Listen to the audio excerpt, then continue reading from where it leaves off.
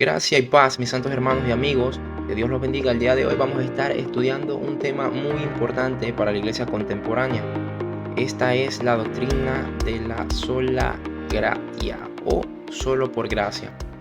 ¿No? Esta indica que la salvación es un regalo otorgado por Dios, ¿no?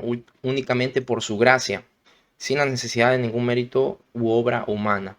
Para comenzar vamos a leer Efesios 2 del 4 al 9. Pero Dios, que es rico en misericordia, por causa del gran amor con que nos amó, aun cuando estábamos muertos en nuestros delitos, nos dio vida juntamente con Cristo. Por gracia habéis sido salvados, y con Él nos resucitó, y con Él nos sentó en los lugares celestiales en Cristo Jesús, a fin de poder mostrar en los siglos venideros las sobreabundantes riquezas de su gracia por su bondad para con nosotros en Cristo Jesús. Porque por gracia habéis sido salvados por medio de la fe. Y esto no de vosotros, sino que es don de Dios, no por obras, para que nadie se gloríe. Bien, pues hace algunos años se cuenta que se hizo un congreso en Inglaterra, ¿no? Donde se reunió a varias religiones con el fin de compararlas y ver cuáles eran las diferencias entre las religiones, ¿no?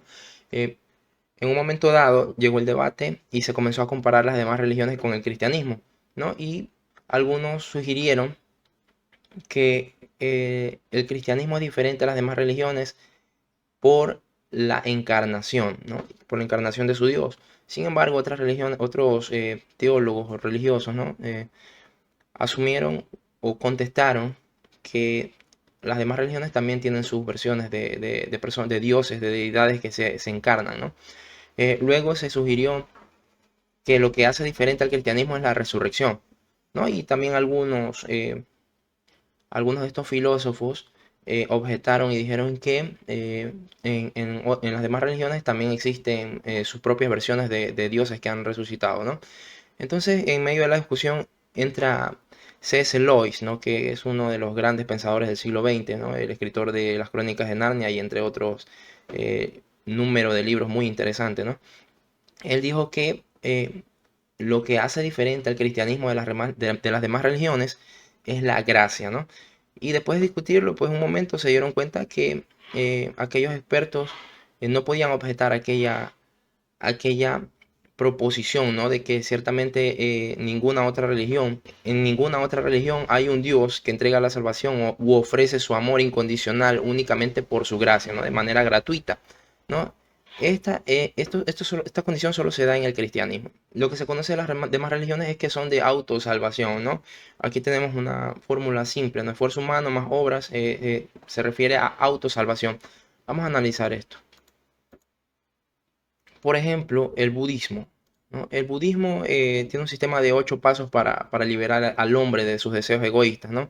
Eh, entonces, el budismo además es una religión atea, ¿no? No cree que haya una vida después de la muerte, ¿no? Pero el budismo se basa en las obras humanas, ¿no? Para liberar al hombre de su egoísmo. Dicho de paso, Buda, ¿no? El líder de aquella religión, el fundador de aquella religión, dejó a su esposa e hijo para dedicarse a la vida contemplativa, a la vida de meditación, ¿no? Entonces, vemos que este es el peor acto de egoísmo que se puede haber dado, ¿no?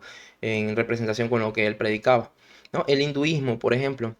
En el hinduismo existe la ley del karma, ¿no? Y esta ley, pues te dice que tienes que reencarnar una y otra vez, ¿no? Tal vez por miles de vidas o millones de vidas, hasta llegar a purificar el karma, ¿no? Y al final unirte con Brahma, que es la mayor deidad de ellos, ¿no? Donde ya se pierde tu identidad.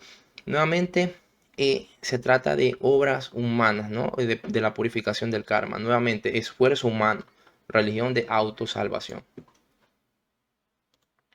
Luego podemos hablar del judaísmo, ¿no? El judaísmo todavía permanece creyendo que la salvación se les da por las obras de la ley, ¿no? Pese a que la Biblia nos enseña que nadie pudo cumplir la ley a cabalidad, solo Jesucristo, ¿no?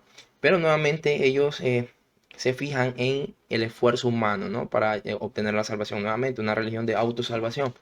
Aquí quisiera hacer un paréntesis, ¿no? Porque en los últimos días, tal vez las últimas semanas, pues ha habido esta guerra en Medio Oriente, ¿no? Y las iglesias están comenzando a hacer propaganda, a hacer proselitismo, ¿no? Para orar por la paz de Israel, ¿no? Y en este sentido, La iglesia se está volviendo parcial, ¿no?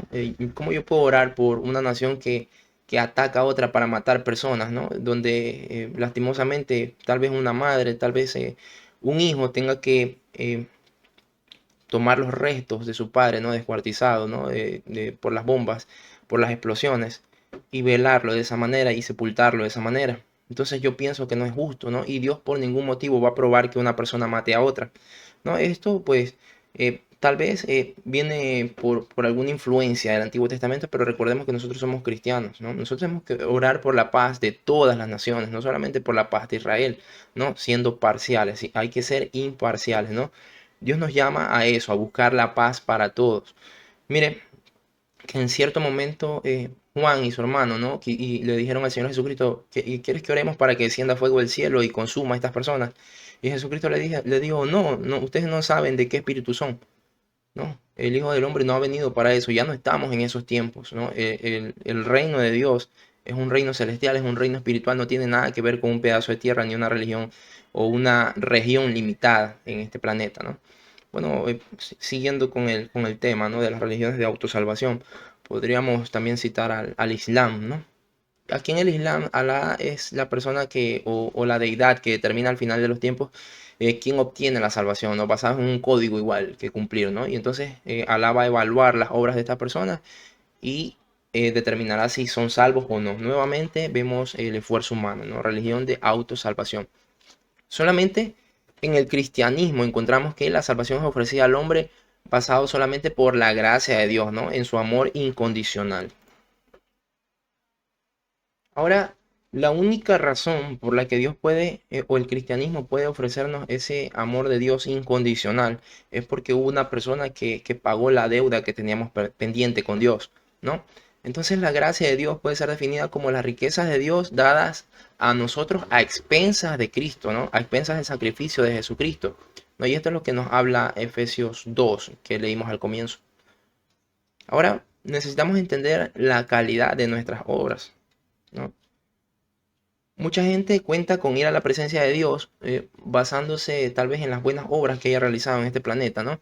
Muchos consideran que tal vez al no haber matado a nadie, al no haber robado o no haber sido infiel, ¿no? Sus obras buenas van a pesar más que las malas obras, ¿no? Pero este criterio está totalmente alejado del veredicto final de Dios, ¿no? En relación a las obras del hombre. Vamos a analizar esto más de cerca.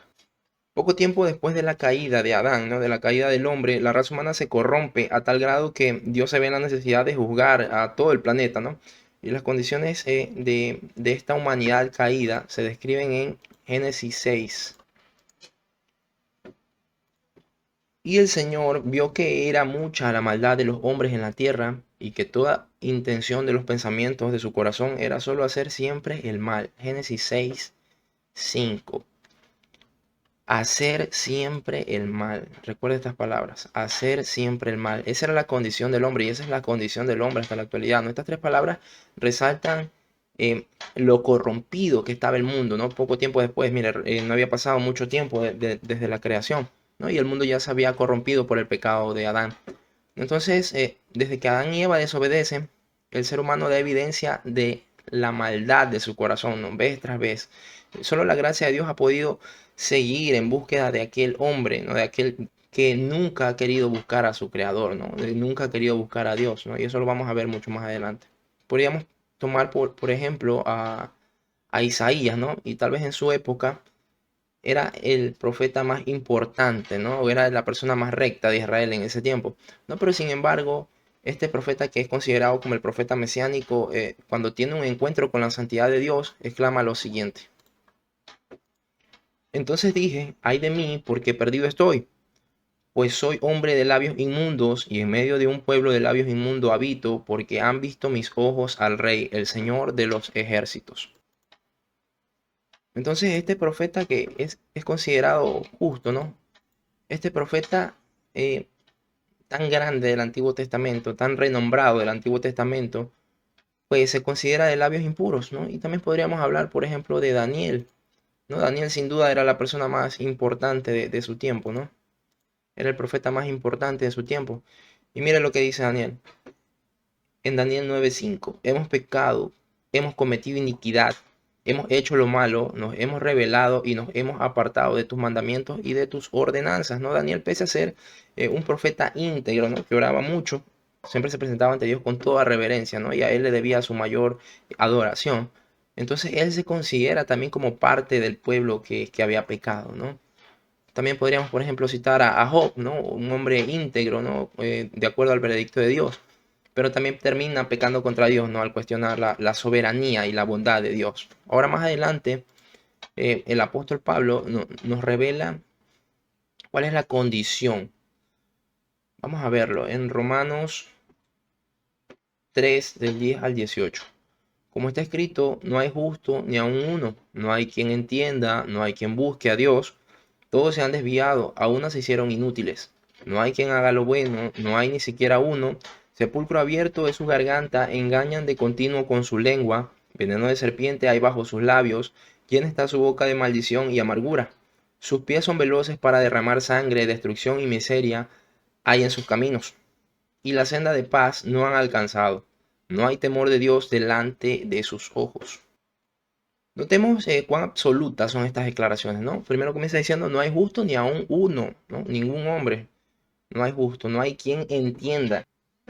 No ha habido ningún justo que entienda cuál es la voluntad perfecta de Dios. Por esto mismo tiene que venir Jesucristo, ¿no? A rescatarnos. No hay quien busque a Dios, ¿no? Debido a los malos deseos, a la maldad del corazón, pues ningún hombre puede buscar a Dios. Todos se han desviado. Mire lo absoluto que estamos analizando aquí, lo absoluto de estas proposiciones. A una se hicieron inútiles. No hay temor de Dios delante de sus ojos. ¿No? Todas las facultades del hombre después de la caída quedaron teñidas por el pecado, ¿no? Su mente, su corazón, sus emociones, su voluntad. ¿No? Por tanto, las obras de los hombres, cualquier obra, la mejor de mis obras, está teñida por el pecado, ¿no? Que mora en el interior de nuestros corazones. Entonces, las facultades del hombre quedaron teñidas por el pecado, todas sus facultades. La mente quedó entenebrecida, el corazón se volvió de piedra y la voluntad quedó esclavizada al pecado, ¿no? Entonces, esto es lo que eh, se conoce como la doctrina de la depravación total, ¿no? O cómo el hombre se desvió totalmente, cómo se corrompió totalmente y todas sus facultades quedaron teñidas por el pecado, por lo tanto no puede buscar a Dios de acuerdo a lo que acabamos de leer en Romanos. Ahora bien, si hablamos de la gracia de Dios, sin duda no podemos dejar de hablar de la justicia de Dios, ¿no? Todo esto frente a las obras del ser humano y qué representan para Dios, ¿no?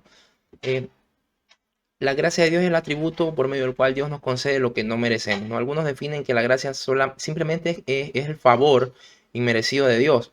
Y la justicia es otro de los atributos de Dios y es la parte de su carácter que garantiza que la ley sea cumplida y que a la vez asegura que lo que fue bien hecho sea recompensado y lo mal hecho sea castigado, ¿no? Todo a su debido tiempo, ¿no? Entonces, la salvación, para entender la salvación, necesitamos entender que este es un regalo de Dios. No depende de nosotros. Pablo lo explica en Efesios 2:8. Vemos que por gracia habéis sido salvados por medio de la fe. Y no de vosotros, sino que es un don de Dios. La salvación es un don, es un regalo otorgado por gracia. Esa es la salvación, ¿no? Entonces, esta gracia excluye la posibilidad de que las obras de los hombres puedan contribuir a la salvación, ¿no? Cuando Jesucristo dice consumado es, Él está haciendo referencia a que ya se ha perfeccionado, se ha cumplido todo el plan redentor de Dios, ¿no? En los actos salvíficos de Jesucristo. Entonces, cuando algo ya está perfecto, algo ya está cumplido, si ya está perfecto, yo no puedo mejorarlo con ninguna obra, con nada de lo que yo haga, yo puedo mejorar o añadirle algo a esa salvación. No, la salvación solamente fue por la gracia de Dios, ¿no? El sacrificio de Jesucristo lo demostró. El sacrificio de Jesucristo fue lo que completó, lo que perfeccionó nuestra salvación. Entonces, si algo ya está perfecto, no hay obra que yo pueda añadir para mejorarlo, no es algo que ya está perfecto, está completo, está al 100%, no existe algo más del 100%, ¿no? Entonces creo que ningún otro texto de la Biblia puede ser tan claro como Romanos 11:6. Vamos a verlo. Pero si es por gracia, ya no es a base de obras. De otra manera, la gracia ya no es gracia. Y si por obras, ya no es gracia. De otra manera, la obra ya no es obra. Mire lo que dice aquí. A diferencia de la doctrina de la Iglesia Católica, ¿no? Que entiende que la salvación es una especie de sinergismo entre la gracia y las obras de la ley y las obras que el hombre pueda realizar, ¿no? Pero de una manera muy clara, lo que acabamos de leer en Romanos 11 excluye cualquier posibilidad de que las obras cooperen con las obras y la gracia cooperen para la salvación, de ninguna manera, porque aquí acabamos de leer que las obras excluyen a la gracia y viceversa, ¿no? La gracia excluye a las obras. Por otro lado, pues muchos califican a Dios como injusto, ¿no? Al ver que permite que cosas que a nuestro parecer o a nuestro entendimiento no son justas, ¿no? Muchas veces escuchamos a personas que dicen que no creen en Dios porque ven la maldad imperante en el mundo, ¿no? Y no entienden por qué si Dios existe, entonces no elimina toda esa maldad. Pero estas personas no entienden que para que Dios acabe con todo el pecado, con toda la maldad, tendría que eliminar a cada persona sobre la faz de la tierra, ¿no?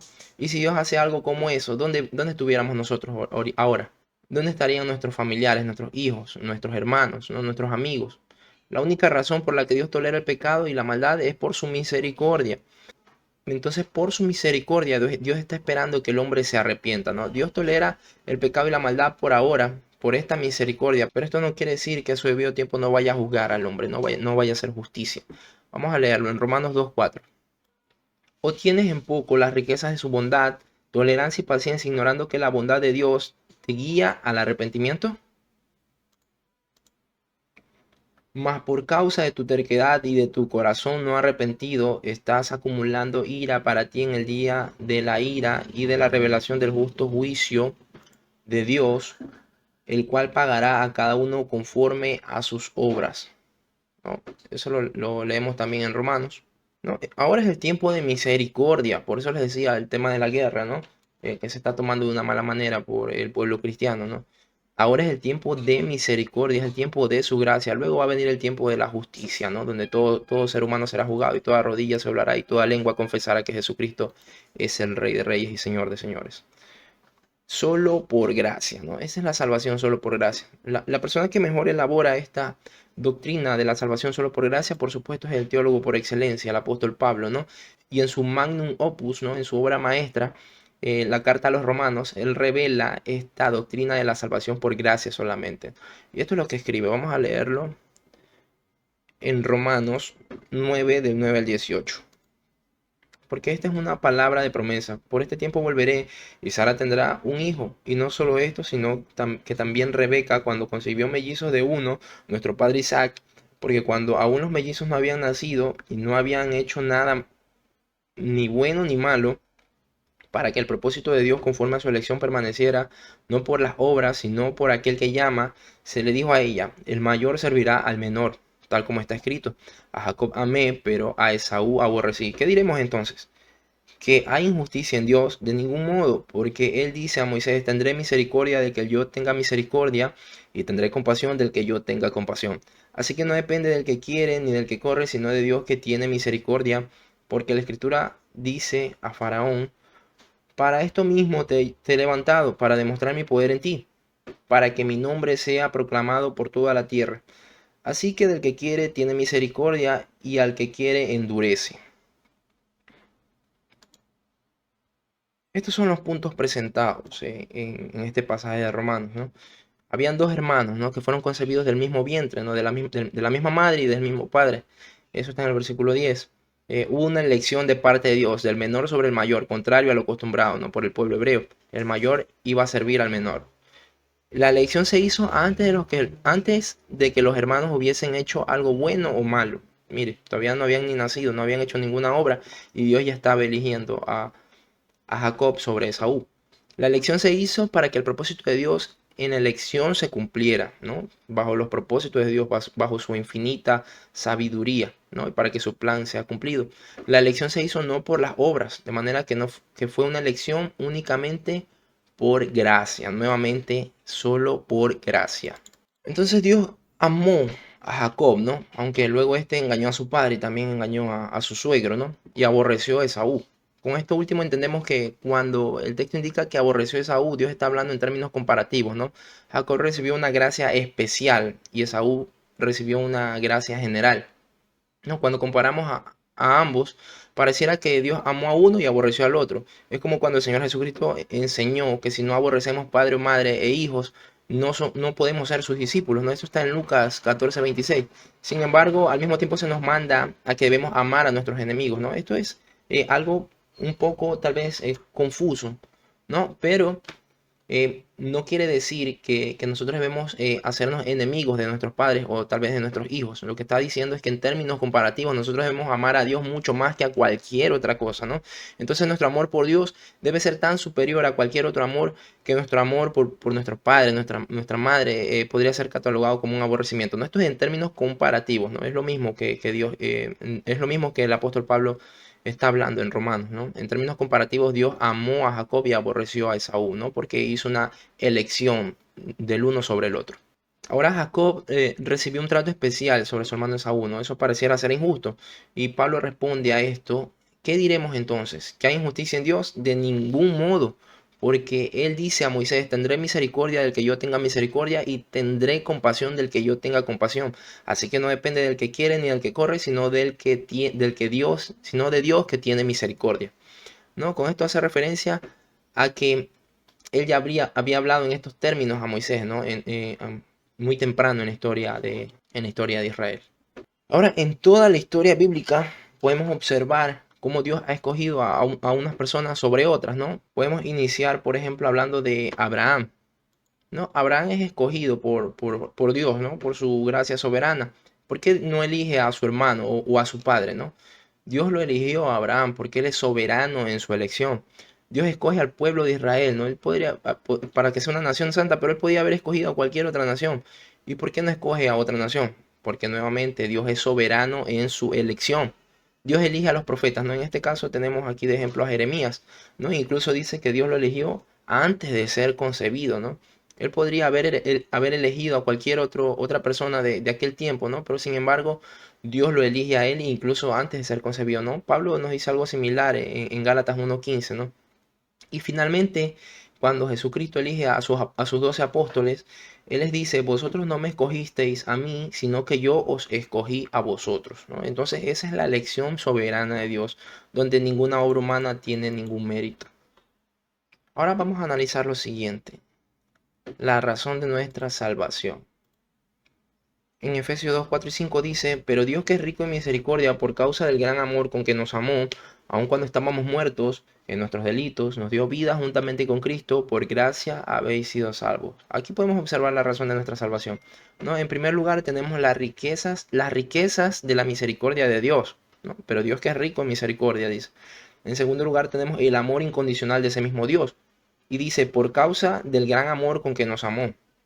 No, aun cuando estábamos muertos en nuestros delitos y nos dio vida juntamente con Cristo, por gracia habéis sido salvados, ¿no? Y ahí entra en juego la gracia infinita de Dios, ¿no? Lo único que motivó a Dios a darnos esta salvación cuando estábamos muertos en nuestros delitos, lo expresa el apóstol Pablo y dice que son estas tres cosas: la riqueza de su misericordia, su amor incondicional y su gracia infinita. Aquí hay tres palabras clave, ¿no? Misericordia, amor y gracia. Es muy difícil definir estas tres palabras, ¿no? Y de igual modo podríamos decir que estas tres palabras están íntimamente relacionadas en cuanto a nuestra salvación. Como la misericordia puede ser definida como, en forma práctica, como no recibir lo que merezco. Y la gracia puede ser definida como recibir aquello que no merezco. No, que quede muy claro. La gracia, recibir aquello que no merezco. Y la misericordia, no recibir lo que sí merezco, ¿no? Merecemos la condenación, pero Dios en su compasión no nos ha enviado allí a aquellos que hemos recibido la salvación, ¿no? A través de Jesucristo. Todas las criaturas son receptoras de la gracia de Dios, evidentemente, desde el momento de su creación. Pero aún así Dios quiso compartir su amor con nosotros, ¿no? Los ángeles que no han caído, los ángeles que se encuentran en la presencia de Dios, han sido receptores de su gracia, ¿no? Porque Dios los ha creado. Pero al no haber pecado, ellos no han tenido la necesidad de recibir la misericordia de Dios, ¿no? Entonces eso es algo que los ángeles no tienen y que el hombre sí tiene, ¿no? De la manera que el hombre pecó, entonces nosotros recibimos la misericordia. En este sentido, nosotros hemos sido receptores tanto de la gracia como de la misericordia de Dios, ¿no? Dios perdona el pecado que nos condenaba si hemos recibido la salvación. Para entender mejor este tema de la gracia y la misericordia, podríamos, por ejemplo, eh, mencionar a un padre, ¿no? Un padre le advierte a su hijo que si lo desobedece lo va a castigar, ¿no? Pero y el niño, después de un rato, le desobedece. Entonces el padre decide no castigarlo. Entonces en ese momento el padre está haciendo misericordia con su hijo, no tiene misericordia hacia su hijo. Pero si luego de perdonarlo, él le ofrece un helado, entonces él está aplicando la gracia, le está dando algo que él no merecía, le está dando un regalo, ¿no? Entonces esa es la diferencia. Nosotros tenemos dificultad en concebir que la salvación es por gracia, ¿no? Porque estamos muy acostumbrados a pagar por todo lo que hacemos. Trabajamos y recibimos nuestro salario, hacemos un gran esfuerzo y recibimos una medalla al final de alguna competencia. Nos esforzamos por estudiar y trabajar para escalar posiciones en todo, ¿no? En nuestros trabajos, en nuestros estudios. Después de todo, cuando Dios nos ofrece su salvación libre de costo por gracia, no entendemos y ni siquiera queremos recibirla, ¿no? Eso es lo que nos dice en Efesios 2:4, que Dios es misericordioso con nosotros por el amor con que nos amó, y ese amor con el que nos amó nos dio como resultado tres cosas, según Efesios 2. Aun estando nosotros muertos en nuestros pecados, nos dio vida juntamente con Cristo, por gracia sois salvos, y juntamente con Él nos resucitó y asimismo nos hizo sentar en los lugares celestiales en Cristo Jesús. Entonces, la razón de que Dios es misericordioso con nosotros, ¿no? Porque por el gran amor con que nos amó, ¿no? Y ese amor es el que da como resultado estas tres cosas. Lo primero, nos dio vida juntamente con Jesús. Aquí lo dice en el texto. Nos dio vida juntamente con Jesús. En segundo lugar, nos resucitó juntamente con Él. Y en tercer lugar, nos sentó en los lugares celestiales, ¿no? El amor de Dios tiene características especiales, ¿no? Y ahora vamos a tratar de analizar o de caracterizar ese amor de Dios, ¿no? La primera característica del amor de Dios es que es un amor incondicional. Es un amor incondicional. ¿No? Esto implica que no hay ninguna condición en mí por la cual Dios deba amarme, ¿no? Sin embargo, Dios me ama simplemente porque Él decidió amarme. El amor de Dios para con nosotros no depende de nosotros, sino de Dios solamente. Por ejemplo, cuando nos enamoramos de una persona, empezamos a ser atraídos por el físico, ¿no? Por la parte física de esa persona y eventualmente, pues, conforme vamos conociendo a esa persona, nos vamos enamorando de sus cualidades, ¿no? Nos atraen algunas de sus cualidades. Pero el amor de Dios es diferente. Dios nos ama aún cuando nosotros estábamos muertos en nuestros delitos, ¿no? Dios nos ama aún estando muertos. Es imposible que usted vea a una persona muerta en la calle o en un velorio y se enamore de esa persona, ¿no? Porque es un ser ya sin vida, ¿no? Pálido, ¿no? Su aspecto tal vez desfigurado, ¿no? Y es imposible que una persona normal, ¿no? En sus cabales se enamore de un muerto. Sin embargo, para Dios, viéndonos muertos en nuestros delitos, ¿no? En nuestros pecados, Él que es rico en misericordia nos ha amado, aún así pese a nuestra condición, ¿no? Aún más que eso, la palabra de Dios dice que éramos enemigos de Dios antes de conocerlo, sin embargo, Dios nos amó, ¿no? Eso está en Romanos 5:10. ¿Cómo es posible esto? Porque el amor de Dios no depende de ninguna condición inherente en nosotros, sino solamente del carácter de Dios, ¿no? Ese es un atributo de Dios. Ese es el amor de Dios. La siguiente característica del amor de Dios es que el amor de Dios es eterno. En Jeremías 31:3 se nos revela: con amor eterno te he amado, por eso te he atraído con misericordia. No, su amor es lo que motiva su gracia. No ha habido un solo momento en el que Dios no nos haya tenido en su mente y por eso nos ha amado desde siempre, ¿no? Esto implica que fuimos amados desde la eternidad pasada, ¿no? Y así será hasta la eternidad futura, ¿no? Entonces esto es lo que también nos dice Efesios 1, ¿no? Que fuimos precisamente desde antes de la fundación del mundo, ¿no? Basado en su voluntad soberana, ¿no? Y movido por su amor. Esto fue lo que llevó a vernos a Dios con gracia, ¿no? Pese a estar muertos en nuestros pecados. Podemos, por ejemplo, citar a personas que nos dicen: quiero divorciarme porque siento que ya no amo a mi esposa o a mi esposo, ¿no? Entonces realmente lo que deberíamos preguntarnos en estos casos es si alguna vez esta persona amó a su esposa o a su esposo. Este ejemplo nos ayuda a entender cuán diferente es el amor de Dios, ¿no? Que el amor de Dios no cambia, es inmutable, es eterno, ¿no? Lo que implica que Él me ha amado desde siempre, ¿no? Ese es el verdadero amor de Dios. El amor de Dios es eterno. Otra característica del amor de Dios es que el amor de Dios es dadivoso o altruista, ¿no? El amor de Dios es diferente al nuestro, ¿no? La mayoría de nosotros amamos por necesidad, ¿no? Las frases que escuchamos son: te amo porque te necesito, te amo porque no puedo vivir sin ti, te amo porque tú me haces sentir bien, te amo porque sin ti me siento solo, ¿no? Todas estas frases solo revelan el amor egoísta del ser humano, ¿no? Solo por necesidad. Amamos porque necesitamos a esa otra persona. Pero el amor de Dios es muy distinto. Dios me ama sin necesitarme, me ama sin precisar ninguna compañía mía, porque Dios no ama por ninguna necesidad. Dios ama porque quiere dar y quiere compartir conmigo lo que Él es, lo que Él tiene y que yo no tengo. El amor humano piensa en lo que puede recibir de provecho del otro, ¿no? Pero el amor de Dios piensa en lo que su amor me puede dar. Esto es lo que dice Romanos 3:16, porque de tal manera amó Dios al mundo que ha dado a su Hijo unigénito para que todo aquel que en él cree no se pierda, mas tenga vida eterna. Podríamos ilustrar el amor de Dios de la siguiente manera, ¿no? Por ejemplo, si a una persona lo abandona su esposo o su esposa, ¿no? A esa persona le va a doler, ¿no? Porque siente que ha perdido algo, ¿no? Pero si nosotros abandonamos a Dios, nos alejamos de Dios, a Dios le duele también.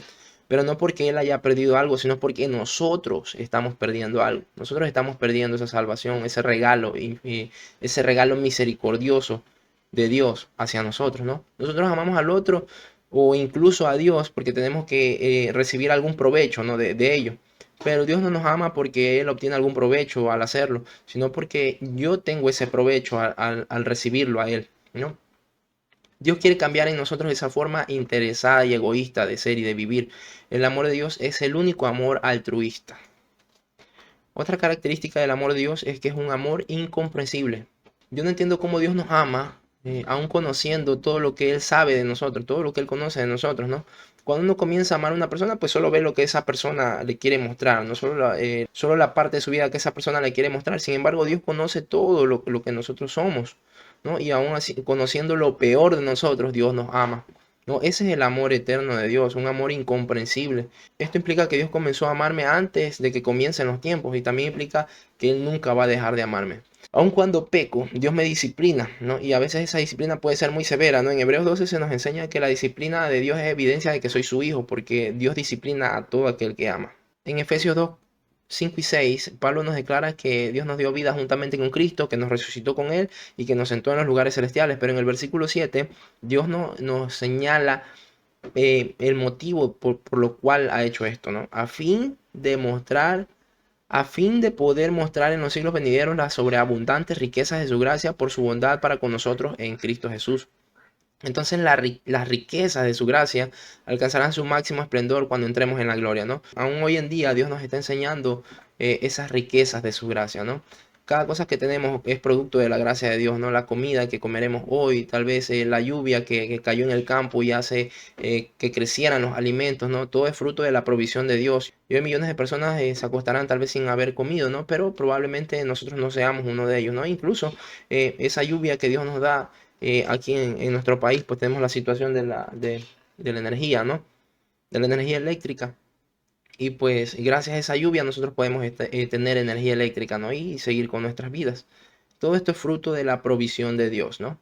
Por gracia, como un regalo. Ahora que acabamos de analizar las características del amor de Dios, también cabe eh, analizar o caracterizar la gracia de Dios, ¿no? De la misma manera podemos hacerlo, ¿no? La gracia de Dios, en primer lugar, es una gracia, es algo inmerecido, ¿no? La gracia de Dios es inmerecida, ahí es el concepto mismo, ¿no?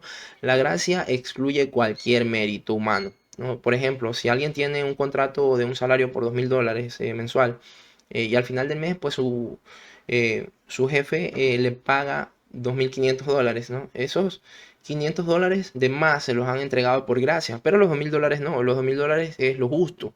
Esto nos ayuda a entender la diferencia entre la gracia y la justicia de Dios, ¿no? La palabra de Dios declara en más de un pasaje que la salvación es por gracia únicamente. Por ejemplo, podemos mencionar Efesios 2 del 1 al 10, Romanos 9 y Romanos 11 del 1 al 8. La gracia general de Dios es dada a todos los seres humanos, ¿no? Todos hemos sido beneficiados por su gracia, pero también existe una gracia especial, ¿no? Existe la gracia común y la gracia especial. La gracia común, pues, es la que hace salir el sol para buenos y malos, ¿no? Y hace que la lluvia caiga también sobre buenos y malos. Eso está en Mateo 4:25. No, pero también existe la gracia especial de Dios, ¿no? Y leemos en Lucas 4:25 al 27. Pero en verdad os digo, muchas viudas había en Israel en los días de Elías, cuando el cielo fue cerrado por 3 años y 6 meses, y cuando hubo gran hambre sobre toda la tierra, y sin embargo a ninguna de ellas fue enviado Elías, sino a una mujer viuda de Sarepta, en la región de Sidón. Y muchos leprosos había en Israel en tiempos del profeta Eliseo, pero ninguno de ellos fue limpiado, sino Naamán el sirio. Entonces en este pasaje vemos que pese a que había muchas viudas en Israel, Dios decide enviar a Elías a una viuda en Sarepta, ¿no? En la tierra de Sidón. Y además el pasaje nos agrega que había muchos leprosos en Israel y sin embargo ninguno de ellos fue sanado, sino Naamán el sirio. No, esta es la gracia especial de Dios. Esta es la gracia especial cuando Dios decide enviar a su profeta a una viuda gentil y no a las viudas judías, ¿no? En este contexto, la gracia especial significa que unos reciben y otros no. Ahora, eso es lo que necesitamos entender, que la gracia de Dios es soberana, ¿no? En Romanos, que leímos al comienzo, tendré misericordia del que tendré misericordia y tendré compasión de quien tendré compasión. Sin embargo, el hombre se irrita, ¿no? Cuando se le dice que la gracia de Dios es soberana y él hace conforme a su voluntad, ¿no? Con esta gracia. O sea, veamos la respuesta de los judíos, ¿no? Después de la explicación, después de la exposición de Jesús acerca de la gracia de Dios con la viuda de Sarepta y con Naamán el sirio. En Lucas 4 mismo, del 28 al 29, dice, y todos en la sinagoga se llenaron de ira cuando oyeron estas cosas y levantándose le echaron fuera de la ciudad y le llevaron hasta la cumbre del monte sobre el cual estaba edificada su ciudad para despeñarle. Mire lo que trataron de hacer, ¿no? El ser humano en su orgullo no tolera, ¿no? Que Dios, que la gracia de Dios sea soberana y que Él elija a quien Él quiere elegir. ¿No? En teología hablamos de que Dios es simple, ¿no? Esto significa que Dios no es divisible, no puede dividirse como se divide una computadora en piezas, por ejemplo, ¿no?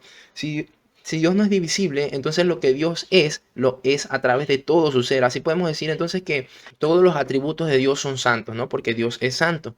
Su amor, su poder, su sabiduría, todo esto es santo, ¿no? Porque Dios es indivisible. De esa misma manera, si Dios es soberano, todos tenemos que aceptar que Dios es soberano, ¿no? Y entonces, si Dios es soberano, esto implica que su gracia también es soberana, ¿no? Y Él decide conforme al designio de su voluntad. Para ir resumiendo, Dios crea al hombre, ¿no? Para vivir una relación íntima con Él, ¿no? Pero el hombre peca, ¿no? Y se aleja de Dios y desde entonces da evidencias de la maldad de su corazón, ¿no? Y va de continuo al mal. Entonces, por medio de su Hijo Jesucristo, Dios nos ha ofrecido ese camino de salvación a las personas que no merecíamos la salvación y que en realidad nunca habíamos deseado transitar por los caminos del Señor, nunca habíamos querido buscar de Dios, ¿no? Entonces, también los hombres rechazan esta oferta de Dios y en cambio prefieren construir su propio camino conforme a sus propias obras, ¿no? Que les procuren las salvaciones para su alma. Eso es lo que vimos al comienzo, ¿no? Estas religiones de autosalvación. Entonces, el hombre quiere sentir que él está colaborando de alguna manera para su salvación, pero todas las obras del hombre siempre están teñidas por el pecado, ¿no? Entonces todas sus facultades, su mente, su corazón, sus emociones, su voluntad están teñidas y sumergidas por los efectos del pecado. La condición moral del hombre es continuamente pecar contra Dios, ¿no? Entonces no, por esta razón no somos merecedores de la salvación. El hombre ni siquiera desea buscar a Dios, lo leímos en Romanos 3. Entonces Dios, que es rico en misericordia, se ha apiadado de nosotros y nos ha otorgado una salvación basada exclusivamente en su gracia. Eso es lo que nos revela Efesios 1, del 1 al 14, ¿no? Y en su amor condicional y eterno. Mire, para culminar, muchas personas alegan que nosotros tenemos el poder para decidir cuándo convertirnos a Dios, cuándo aceptar esa gracia. Sin embargo, debido a que el hombre, todas las facultades del hombre están teñidas por el pecado, ese hombre no tiene la oportunidad de buscar a Dios, no siente la necesidad de buscar a Dios. Por eso es que Dios en su infinita gracia nos busca y nos alcanza, ¿no? Podríamos decir, por ejemplo, Adán y Eva, ellos tuvieron la oportunidad de elegir. ¿Por qué? Porque Adán y Eva vivían en un ambiente ideal, libre de pecado, ¿no? Pero ¿qué puede ser de nosotros que vivimos en una sociedad llena de pecado y llena de maldad, ¿no? Solo la gracia de Dios, la infinita misericordia de Dios, el infinito amor de Dios es el que nos puede alcanzar y darnos la salvación. Al Señor sea toda la gloria y la honra por siempre. Bien, muchas gracias mis amados hermanos por haber visto este video. Recuerden darle like y compartir. Muchas gracias y nos vemos en la próxima.